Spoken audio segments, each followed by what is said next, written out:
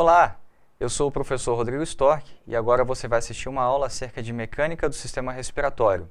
Complacência.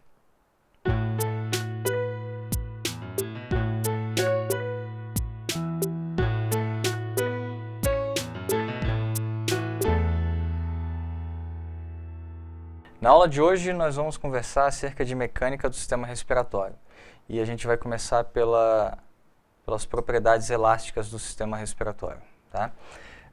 O sistema respiratório ele pode ser compreendido de forma análoga a um sisteminha composto de mola e amortecedor.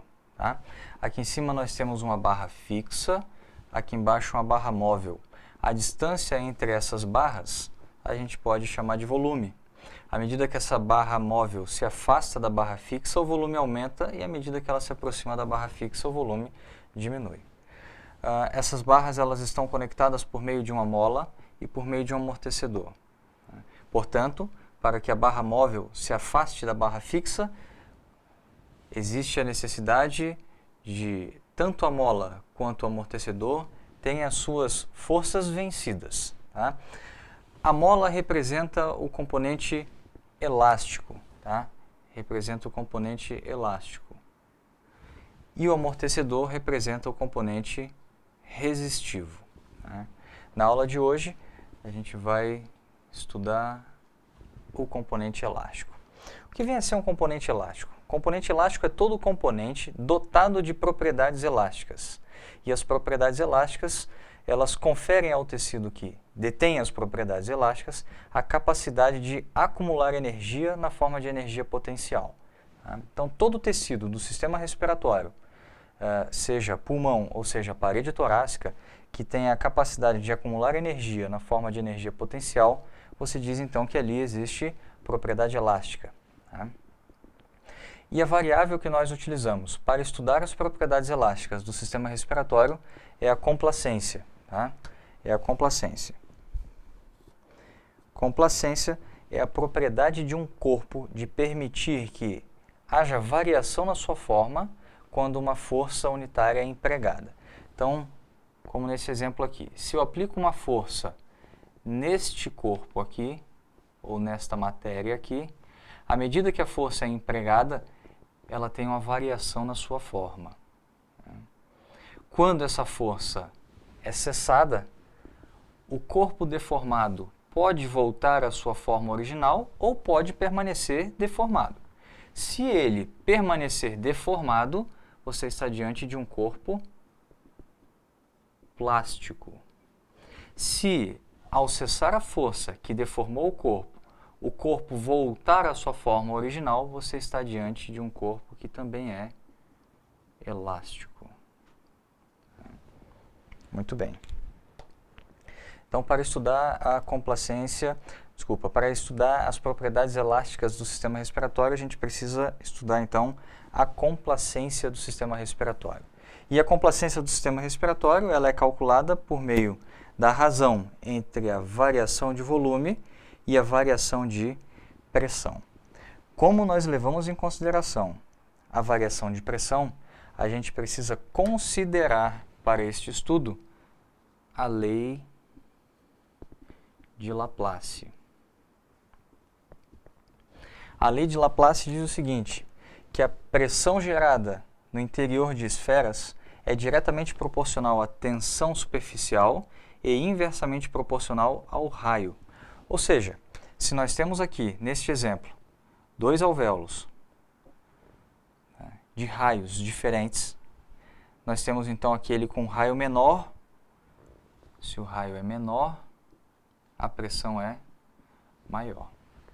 Então, neste exemplo aqui, ao aplicar a lei de Laplace, nós temos então um alvéolo pequeno gerando uma pressão muito grande e um alvéolo grande gerando uma pressão pequena. Né? Se isso de fato acontecer no sistema respiratório, nós teremos um grande problema. Qual é o problema? Alvéolos pequenos geram muita pressão, alvéolos grandes geram pouca pressão. Consequentemente, os alvéolos pequenos vão acabar se esvaziando nos alvéolos grandes. E aquele alvéolo que já era grande vai ficar maior ainda, e o alvéolo que era pequeno vai ficar menor ainda. Muito bem. A gente não consegue mexer no raio da estrutura, né, de forma constante. Naturalmente não é possível que o raio seja modificado, né, exceto pelo movimento ventilatório. Né, mas a gente consegue ter como mecanismo de controle, né, um mecanismo de secreção de algumas substâncias na superfície dos alvéolos, né, a gente consegue ter uma interferência na geração de pressão. Porque existe uma substância que é liberada na superfície dos alvéolos que age sobre a tensão superficial. Então nós temos lá uma substância chamada de surfactante. O surfactante é uma substância produzida por células que compõem os alvéolos, especialmente os pneumócitos do tipo 2. Tá? Nós temos dois tipos, basicamente, de células que formam os alvéolos, são os pneumócitos do tipo 1 e os pneumócitos do tipo 2. Os pneumócitos do tipo 2 são os responsáveis pela produção, pela síntese, pela secreção, pela regulação da ação surfactante na superfície alveolar. Né? E o surfactante age de que forma na superfície alveolar? O surfactante ele age diminuindo a tensão superficial. O surfactante age de forma similar a um detergente. Um detergente consegue quebrar ou diminuir a tensão superficial de algumas substâncias oleosas, facilitando então a sua remoção. Da mesma forma que o surfactante aqui no alvéolo é capaz de diminuir a tensão superficial. Ao diminuir a tensão superficial, como ela tem relação direta com a pressão tende a diminuir. Muito bem. Esse controle da secreção de surfactante é um controle ativo. É um controle ativo exercido pelos pneumócitos. À medida que o alvéolo aumenta o seu volume, né, as células do tipo 2, os pneumócitos do tipo 2, são estirados. E o estiramento informa para o sistema nervoso central que ali existe um aumento de volume e, portanto, não há necessidade de uma concentração muito grande de surfactante. À medida que esse alvéolo vai diminuindo o seu tamanho, vai diminuindo o seu volume, essas células vão se encurtando. E quando elas são encurtadas, elas entendem que o alvéolo está com o raio muito diminuído e há necessidade de aumentar a concentração de surfactante nessa superfície alveolar. De modo que, nos alvéolos de raio com raio menor, o surfactante vai reduzir muito mais a tensão superficial do que aqueles de raio maior. De modo que teremos alvéolos com tamanhos diferentes, mas com as pressões equalizadas, graças à ação surfactante. Então nós temos aí, para o estudo das propriedades elásticas, a necessidade da compreensão da lei de Laplace, de que forma o surfactante pulmonar age sobre a superfície dos alvéolos, agindo no sentido de diminuir a pressão no interior desses alvéolos, independentemente do raio, porque naqueles em que o raio é menor, ele age mais, nos que o raio é maior, ele age menos. Né?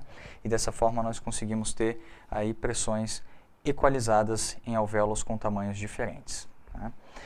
A complacência é a variável de escolha para o estudo das propriedades elásticas e como valor de normalidade nós temos aí a complacência com valores entre 60 e 100 mililitros por centímetro de água. Tá?